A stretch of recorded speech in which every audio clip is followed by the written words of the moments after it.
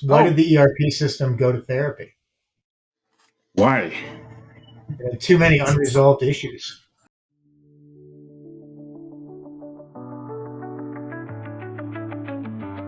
Well, thanks for joining us, everyone. My name is John Phipps with STAEDEAN, along with my colleague Eric Van Hofhagen and Mike Lamb from Encore. Between us, we've got a collective 50 years of experience in ERP and in the manufacturing space. So we're going to talk about a couple key topics that we think are important. The first one's really going to be around PLM versus ERP key differences. So, Mike, I'm going to have you kick this off. Maybe you can walk through the key functions of a PLM system versus an ERP system. Okay, yes, definitely. Often overlooked the ERP system. So its core area of functionality really is to help out with supply chain, finance, inventory, production, and warehouse management functions, and it's all tied together there. What's often overlooked also is the PLM with the project engineering and design and lifecycle management there.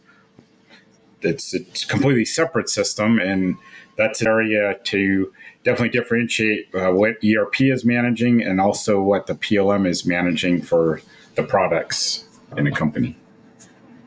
And so, Eric, you're the data expert on this call. Like, what data should live where? Lives in the PLM system. That is something that I see in most cases.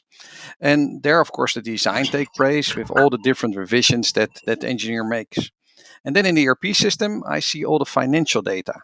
So that the products could have pricing, costing, etc. And then, of course, the administration of the production and the supply chain, lives also in the ERP system. Perfect. So we talked about where the data is living. Mike, in terms of roles and responsibilities at a company, who should be working where? Yes, that's a very good question. On the ERP side of things, really sales, finance, your logistics, operations, your production, warehouse management folks should all be living, working in the ERP side. And then on the PLM side, it's really the engineers that are really living in there on the PLM side of the house. And then, Eric, closing us out. I mean, why is it critical to have an integration between those two solutions? Well, like I mentioned before, the products are created and managed in the PLM system. So there, all the information or the customer IP is living there.